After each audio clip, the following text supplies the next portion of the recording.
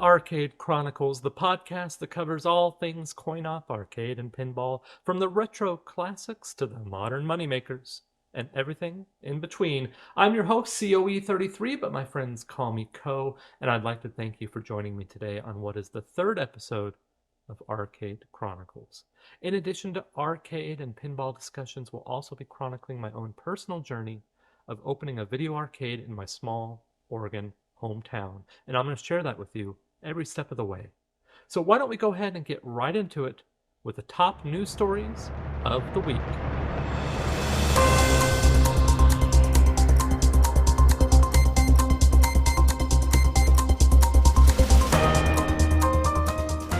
The top story this week is courtesy of the one and only Nap Arcade, a wonderful resource for arcade and pinball news I highly recommend.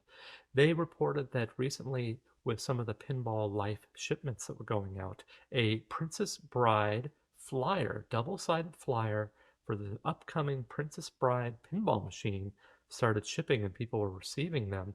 And now Princess Bride, for me, top 10 probably all-time most nostalgic movies for me.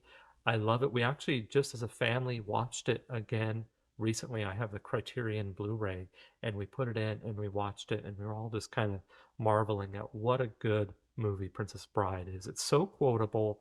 There's so many memorable scenes, and I think it will lend itself to pinball very well. I mean, you can do so much with it, from the various call-outs, inconceivable, and the rodents of unusual size, and Andre the Giant. And if you can get all those assets and you can create a little world under glass with the Princess Bride pinball machine, I think it's going to be a home run.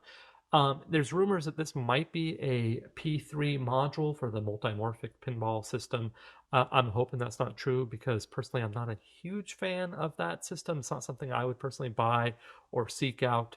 I'm hoping it's a standalone release, and this is like a new company that's just going to make a kick butt pinball machine, kind of like Barrels of Fun came out of the gates strong with Labyrinth. If we can get an amazing pinball machine based on the Princess Bride, I would be a happy camper.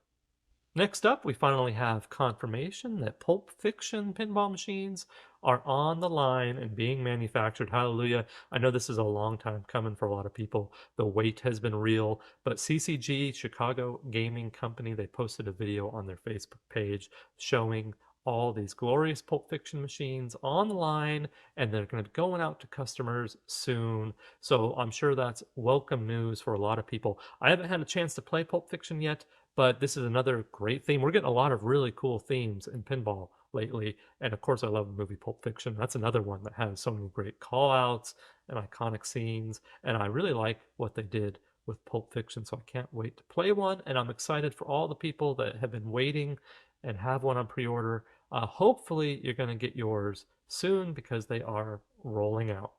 Next up, we're talking about New Wave Toys. Now, do you guys know who these guys are? They make these really cool 1/6 scale arcade cabinet reproductions, little replicades. And I don't have any of these. I do have the Numbskull quarter arcades. They're a little bit larger. They're 1/4 scale, and I've got 3 of those upstairs in my home. I don't have any of the New Wave toy arcade replicas, but I do have their little change machine. They have a 1/6 scale change machine that's also a USB charger, and I have that. So I'm very familiar with their products. They're bringing out a line of pinball machines. So 1/6 scale replica pinball machines, and you can pre-order these on their website, New Wave Toys.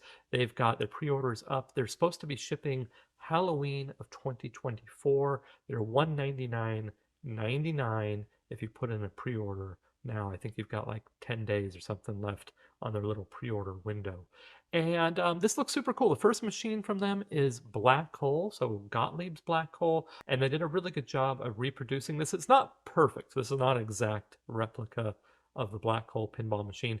Now, a lot of people are commenting that the biggest bummer about this is that, unlike the arcade replicas, you cannot play the Black Hole pinball machine. And that kind of is a bummer. So this is just like a decorative item that you would put on a shelf. That's a pretty expensive decorative item. So for $200, is this worth it to you to get a little reproduction 1/6 scale Black Hole pinball machine to put on the shelf? Now, it does light up.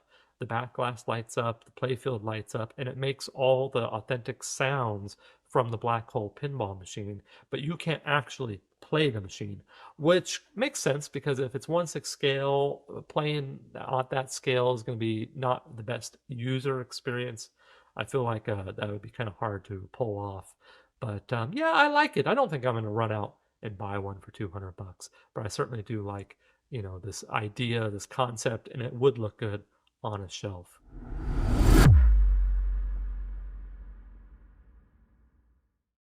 Let's transition right into the top five this week. Last week we talked about the top five 1990s arcade beat 'em ups. And this week we're going to talk about arcade racers. That's right. What are the top five arcade racers? Something I know growing up I loved. There's a lot of great ones. And still, when I go to arcade, I like to play the racers from the old classics to the modern new ones, like the Batmans and the Mario Karts. I still have a good time hitting up those racing arcade cabinets whenever I'm out and about. So why don't we get right into it with number five? I'm talking about an OG here, 1982, Namco, the classic pole position. Oh, guys, pole position is like, it set the bar for arcade racers back in the early 80s. Everything that came after this was going to be compared to pole position.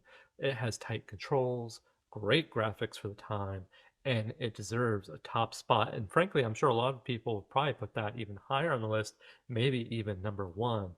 And I totally get it. I think it's an all-time classic, and I love pole position. Moving on to number four, we're talking about one of my personal nostalgic all-time favorites, 1999 Midway, talking about Hydro Thunder.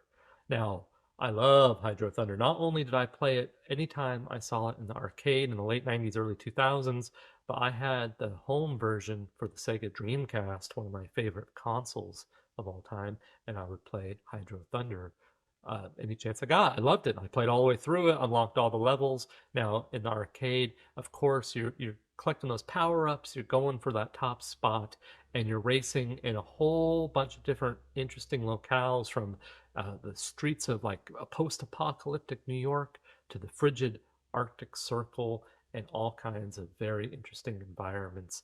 And I love it. Hydro Thunder, one of the greats. It's had a couple spin-offs since, but my favorite, and something that I hope to get in the Quarter Drop arcade at some point, is an original dedicated Hydro Thunder arcade cabinet. Moving on to number three, I'm talking about Cruisin' USA, 1994. This is the game that spawned the Cruisin' franchise. Of course, we have Cruisin' USA, Cruisin' World, Cruisin' Exotica, something that I have in the arcade here in the Quarter Drop, and then Cruisin' Blast, which is the most recent of the Cruisin' games, and it's a blast, that's for sure. And when this hit, Midway had a instant hit on their hands with the Cruisin' games. Right off the bat, Cruisin' USA was super popular in arcades, and that's why it spawned so many sequels and deserves its spot at number three on the list of top five arcade racers. Okay, guys, moving on to number two. And I'm talking about another favorite of mine. I love this game so much. Another one that I really would like to get for the arcade. 1986. Yu Suzuki's Sprite Scaling Classic. Of course, I'm talking about Outrun. Now, this is another game that I grew up playing at home on the Sega Genesis. Of course, now it wasn't sprite scaling on the Genesis because the Genesis hardware wasn't capable of that. Instead, it was sprite shifting. Now, in the arcade, you had a little more powerful hardware. You could do the sprite scaling. And, Yu Suzuki is responsible for so many great Sega arcade cabinets, and this one is one of the best. It's so fun to hop in your Ferrari, and you have non-linear branching paths that you can take. You have that incredible soundtrack, and you can select the different tracks with the button on the arcade cabinet. And I love Outrun. So good. And the sequels are fun as well. Okay, number one, guys. This is a legendary game. We're talking about 1992, another Sega game. Well, I love anything Sega. The legendary NASCAR racer. Of course, I'm talking about Daytona USA. Oh man, you got wicked fast gameplay. You got awesome graphics for the time. And of course, who can forget the iconic music from this game and that Daytona. It's just like that's the best part about playing this game is listening to that lady scream out Daytona and all the cool call outs from this game. I love it. I play it all the time. It's a classic for a reason, and that's why it had to make number one on my list of top 5 arcade racers. Before we move on, why don't we talk about a few honorable mentions? Now, I could have this list be very long, but I kept it to 3, starting with another Sega game, 1999. Now, is this truly a racer? It's got cars and you're racing around, so I'm going to say yes. Crazy Taxi, another game that I played on the Dreamcast back in the day. I still have my original Dreamcast copy, and I like to play it every once in a while. A super fun game. You go around in your taxi and you pick up the people and you take them to their destination to get your money. Great soundtrack, fun gameplay. I love Crazy Taxi. San Francisco Rush Extreme Racing, Atari, 1996. And this is one of those games that when it came out, I remember going to the arcade with my friends, playing it and just loving it, and then going home and playing the Nintendo 64 version and having a good time with that. So it's definitely a nostalgic game for me. And it's fun to, rush around San Francisco, get some airtime, and have a good time in the arcade. A nice game from Atari in 1996. Okay, moving on to another Sega game, and we're talking about another Yu Suzuki sprite scaler. This is Hang On, and another game that I played on the Sega Genesis back in the day. So there's a theme here. A lot of these Sega games, they made, they had ports at home on Genesis, and I had them all, and I loved them all. And of course, the best way to play Hang On is in the arcade, preferably on one of the dedicated cabs where you have the motorcycle to sit on. And yeah, how much fun is that? I love it. So definitely had to make the honorable mentions list. And I could keep going on and on. There's so many good ones, but I think I'll leave it at that.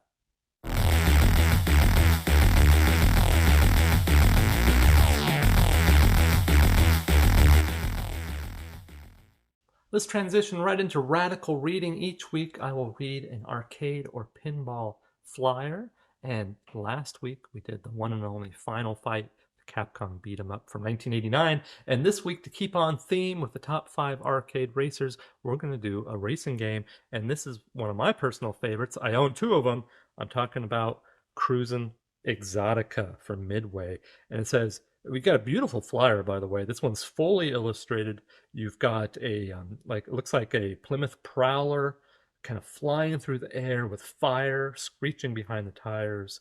You've got an interesting kind of Native American looking totem. You have a tiger, and you have some screenshots. You got the logo in the top right. It says Cruisin' Exotica. You got 3 screenshots below that. One of Mars, another one of Atlantis, one of Amazon, and then the big 90s text that says, "Get exotic," from Atlantis to Mars and everywhere in between.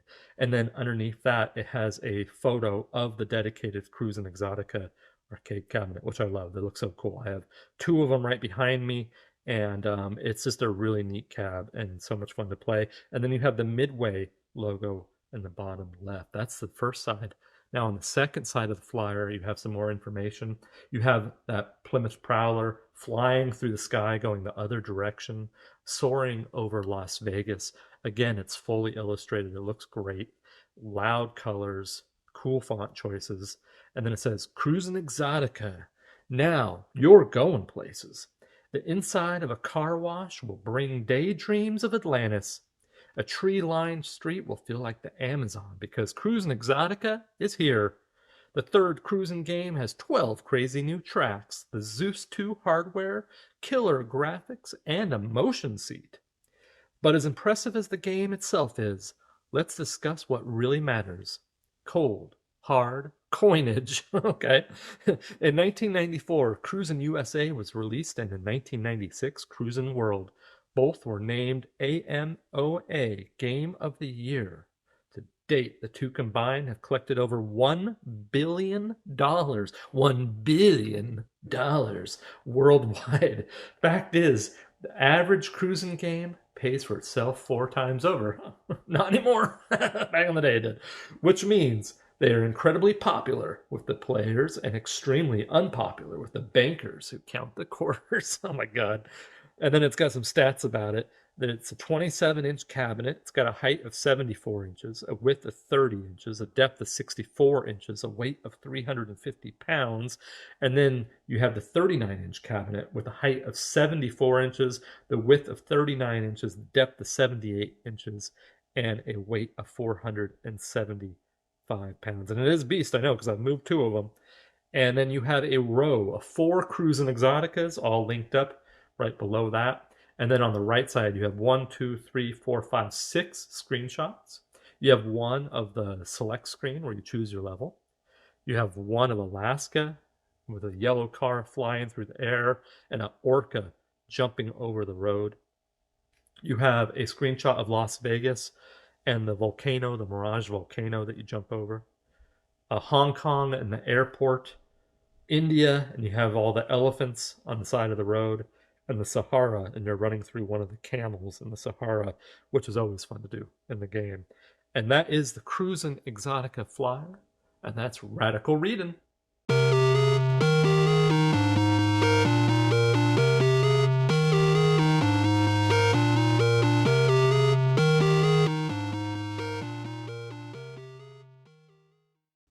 All right, it's that time of the episode where I share with you my own personal journey of arcade ownership. I'll share with you the good, the bad, and the ugly, and everything in between when it comes to opening an arcade. No stone unturned, no punches will be pulled. This is going to be full transparency of what I've done thus far and what I plan to do forward on my quest to open Quarter Drop, an arcade in my town in Oregon. Okay, let's start with the audit. As of filming this episode, I have spent $32,596.54 on my business, Quarter Drop Amusements, LLC. I own 26 coin-operated machines, so one more machine since last week's audit. So I'm up to 26. That's cool, plus signage, redemption prizes, and miscellaneous items that I'll be needing to open my doors. And I still have $0 in debt and $218.86 in my business savings account, so nothing's changed there. As I've said a few times, I plan to pivot this summer to more aggressively saving and buying less machines. The timeline is still the same. If all goes to plan, I hope to open in late spring to early summer of 2026. That could always change. I could be a little bit sooner, a little bit later. You know, it all depends on location, and just a whole bunch of different external factors go into opening a brick and mortar store, of course, so that could change. Let's talk about some of the recent purchases I've made. So since last week, I've made 2 purchases. One is for a program called Opus, and what that does is that takes this podcast and then it cuts it down into bite-sized clips for social media and puts little subtitles on it so that you can post them easily. It's basically just a time-saving tool, so I don't have to manually edit a lot of the clips that I share on my various social media platforms. It's actually really cool. It works great. And I went ahead and bought a year subscription to that. It cost $113.97 for the year. It's not cheap, but it's going to save me so much time that it's well worth it. And then I bought a new arcade cabinet. I bought another Cruis and Exotica dedicated arcade racer.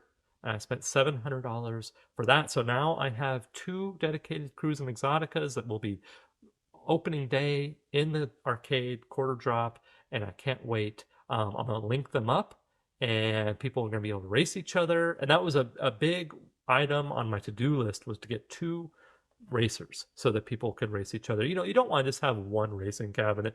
I mean, it would have been okay, I guess, but ideally you really want to have 2 and link them together so that people can have fun racing each other. So as of now, I have 3 racers. I have 2 Cruis and Exoticas, and then behind me, for the people watching, I have a Fast and Furious Tokyo Drift, which is still it's not finished. I have to work on it. It's not working so far, but the 2 Cruis and Exoticas are working.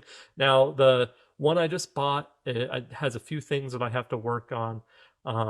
So it's got an LCD in it, which is fine because my other Cruis and Exotica has LCD and I wanted them to match.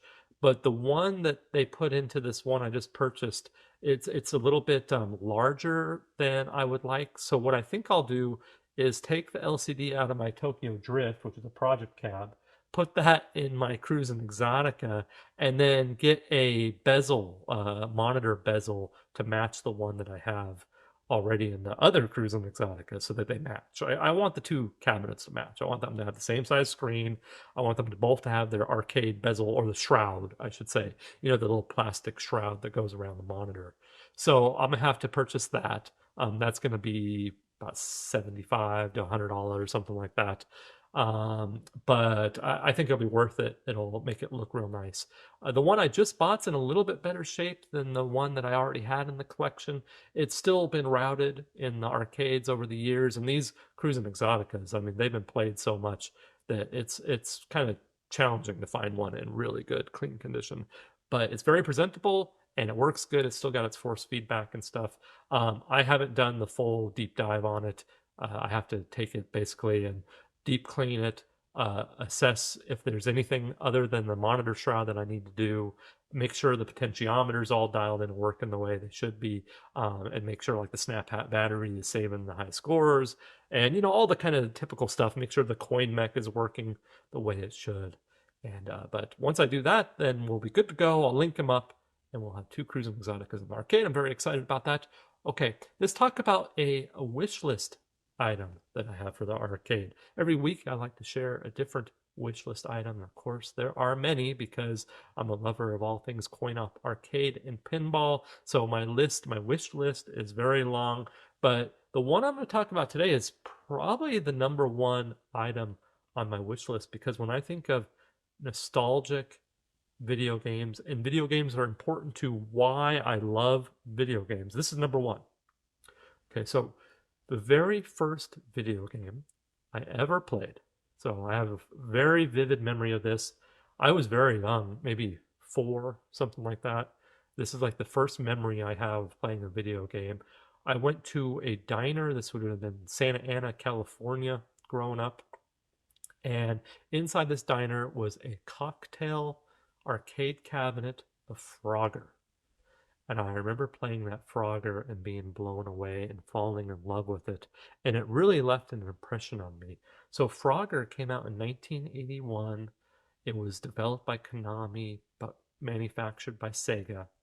And that cocktail arcade cabinet being the very first video game I ever played, it's something that I would love to have in the collection. Now, it doesn't have to be the cocktail arcade cabinet, because frankly, I really like the stand-up. I'm okay with either. If I see a cocktail Frogger and it's a good shape and the price is right, I'm going to snag it. If I see a stand-up Frogger and I can get one at a decent deal, I'm going to snag that as well, because I do love that stand-up Frogger cabinet. And it's such a great game. Frogger is such a classic. Everyone loves Frogger. I think it would do well in the arcade. And so not only am I nostalgic for it, but I think it would do well as far as people enjoying it and playing it. And it came out in 1981, which happens to be the year I was born. So like Frogger is like top tier wish list item for me, and I can't wait to find one, and hopefully that will be soon. Okay, let's talk about the next item on my to-do list. And I actually talked about this just a second ago, and that's work on that Cruis and Exotica. That's clean it, assess what's wrong with it, and get a new monitor shroud. All the things I just mentioned, that is the next item on my to-do list. Why don't we move on to a fear that I have?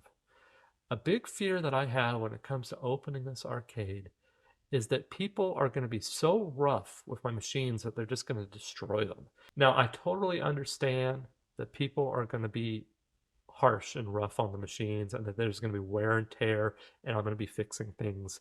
And trust me, I know, and I'm okay with that. But to what extent? And I won't know this until I open up. What if they just come in and they're like, every day they're just breaking stuff and beating the machines up and shaking them and kicking them? I don't think that's going to be the case. I mean, it's a nice small community here. People are very friendly, and I don't see that being a problem. There's going to be people being a little too rough with the machines. There's the pinball machines are probably going to get shook a little more than they should. People might pound on the control panels, I'm sure. All this stuff's going to happen. And that's just part of arcade ownership, and I'm okay with that. But a fear that I have is that they're just going to beat the machines to hell, and it's going to be a constant maintenance nightmare. Fingers crossed that's not what happens. Okay, let's talk about a wish that I have. So the opposite coin of a fear that I have. This is a wish that I have. And a wish that I have is that the arcade is so successful financially that it will facilitate growth and being able to purchase more machines. Now, I'm not concerned about the financial side for me. It's more just so that the arcade can sustain itself and it can grow.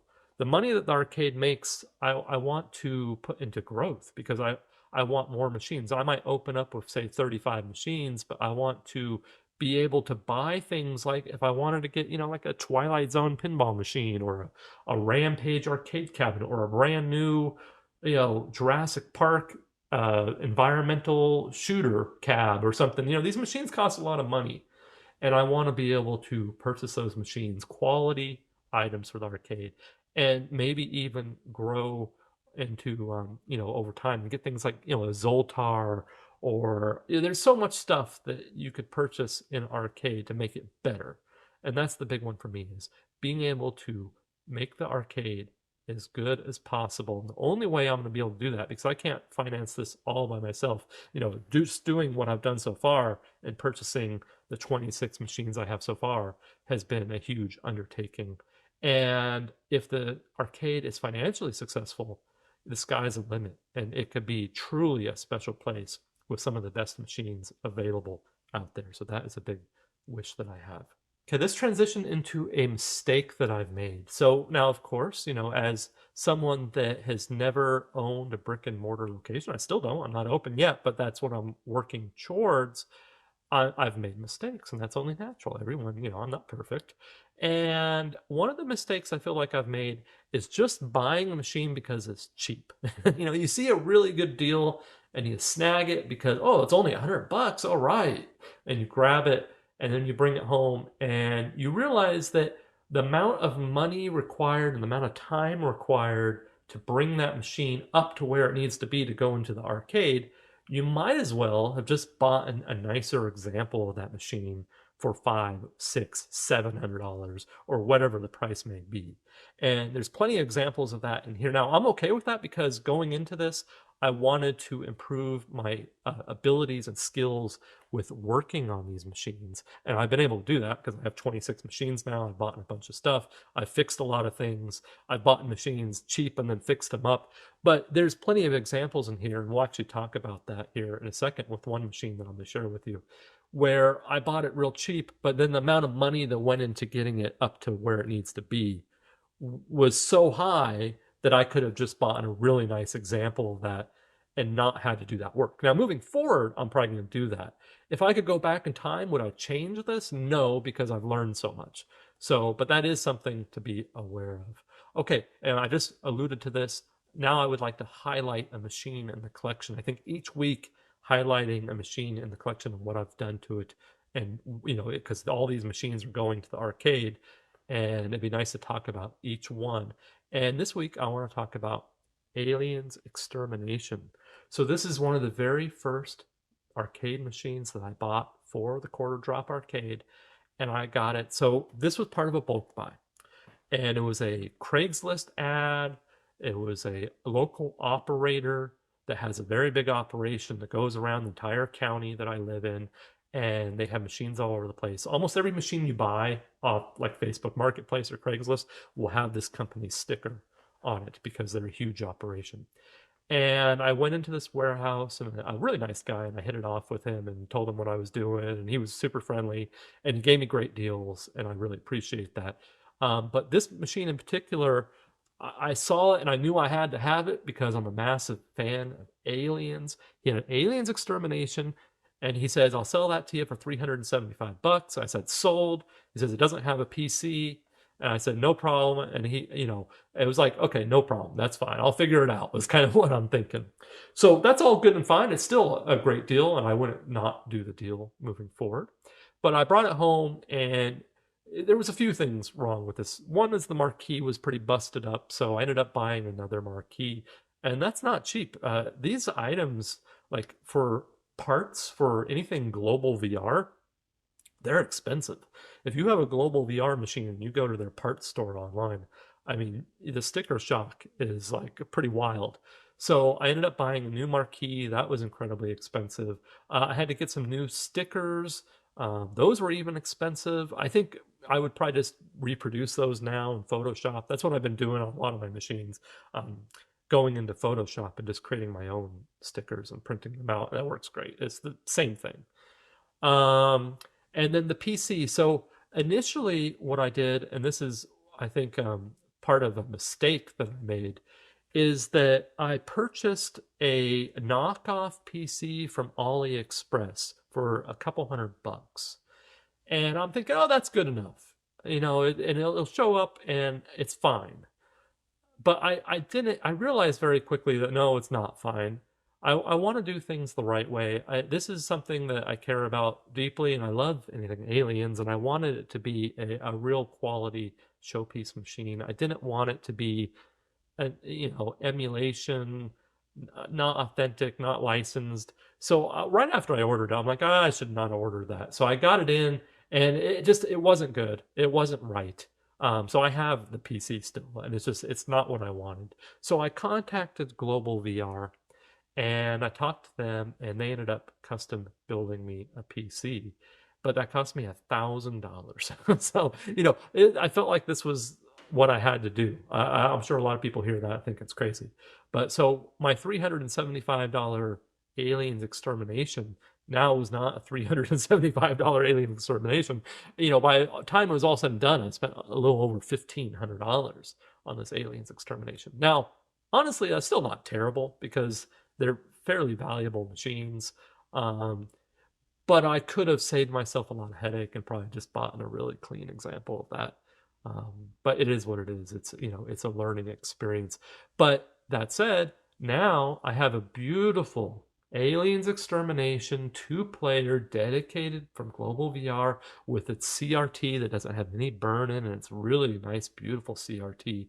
Both guns have great haptic feedback with the coils. They work perfect. Every little nook and cranny of this machine has been gone through, and it works like a champ. And it's a real highlight of the arcade. So I can't wait for people to start playing it. And that's the machine that I wanted to highlight this week, Aliens Extermination. So when you come to the arcade, hopefully people listen out there, when they open up, you can play a little Aliens Extermination and hopefully have a good time. Okay, let's talk about some of the kind of behind the scenes deals, the wheeling and dealing that go into trying to facilitate purchasing all these machines. So, one of the machines I want to get is a Cyclone, which is a redemption machine. So, a Cyclone is kind of a classic early example of redemption machines where the light goes around the ring and you have to stop at a certain time to get a certain amount of tickets or win a jackpot. Um, the arcade's going to have a combination of redemption machines, arcade machines, pinball, a little bit of everything for everybody. Because I think everyone that comes into an arcade space is looking for something different. And I wanted to pick up a Cyclone. This is just a machine I remember playing, and it's something that I wanted to get. And you can get them fairly affordably as well. So one popped up on Facebook Marketplace for $100, and I saw it immediately. Like I was on it, and I contacted him and said, "Consider it sold. When can I pick it up and buy it?" And he just didn't respond. And then I went the next day. I'm like, okay, I'm gonna have to message this guy again. And then I was about ready to message him, and then it got updated and it was sold. So I don't know what happened. Someone beat me to it, which they were really on it because I saw it almost immediately. But that's not surprising because it was only $100, and someone obviously was on top of that and got that for $100. And I'm thinking, oh, what a bummer. But then the next day I got a message from someone that I had bought a bunch of arcade machines from in the past, and they had a Cyclone that we had talked about possibly working on a deal for, and they offered that they said, "Are you still interested?" And I said, "Yes, I'm still interested." And they said, "Okay, well, we have the Cyclone, we have two clown roll downs, which is like a classic, you roll the ball into the little slot and you have clowns, and it's all, got the noise and the sound effects and everything. And then we have a SpongeBob, it's like, no, I have a SpongeBob machine. I have the coin conveyor. This one I'm not familiar with, but it had a big wheel on it, and it was another redemption game based on SpongeBob. I asked her how much did she want for all the machines, and she said $600, and I thought that's a great deal. Let's go for it. But we started talking back and forth, and Her big issue is that all these machines are inside of a trailer that's very hard to get to. And she just had a death in the family, unfortunately, which is really sad. Her mother passed. And we were talking back and forth quite a bit. Uh, Long story short, at the end of all this, I said, you know what? Why don't we put this on hold? When you are in a place where you feel like you can get all this stuff out and dig it out of your trailer, we'll work out a bulk deal. I'll buy all that stuff that you got and we'll make it happen. But let's just put this on hold for now. Honestly, it works out great for her and for me because I'm running out of room in my arcade here in the garage. I may have to get a storage unit, which I'm not looking forward to. I started pricing storage units locally, and I can get a 10 by 15 for $95. That doesn't seem too bad. So $95 a month. I may have to do that. We'll see. I'm trying to hold that off as much as possible because I'm not opening an arcade for 2 years. So I don't really want to spend $100 a month for 2 years. Whenever I do open up, I'm gonna make sure that the arcade has a back room where I can store stuff and work on stuff because that's gonna be essential. Okay, let's talk about a design element of the arcade. And this is a big one. Last week we talked about the carpet and how essential that is to the arcade experience. Well, this is also essential to the arcade experience. I've already started buying some of the stuff that we're about to talk about here, and that's black lights.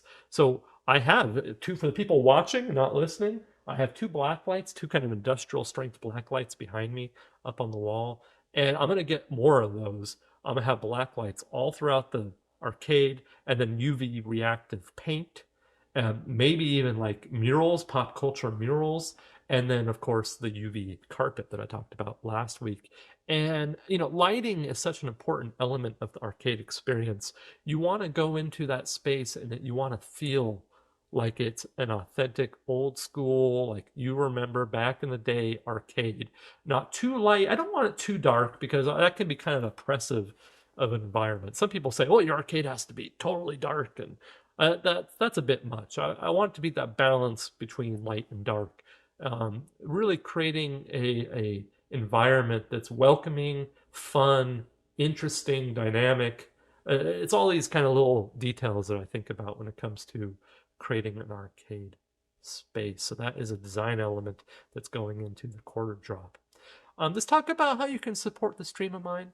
There's, really the best way that you can do that right now is to follow and engage with my various social media accounts. I'm building up all these accounts from scratch. So you can rate this podcast on Spotify or wherever you listen to your podcast. You can watch the video and subscribe on YouTube. You can follow me at COE33 on Twitch, where I live stream from the arcade and play retro games as well.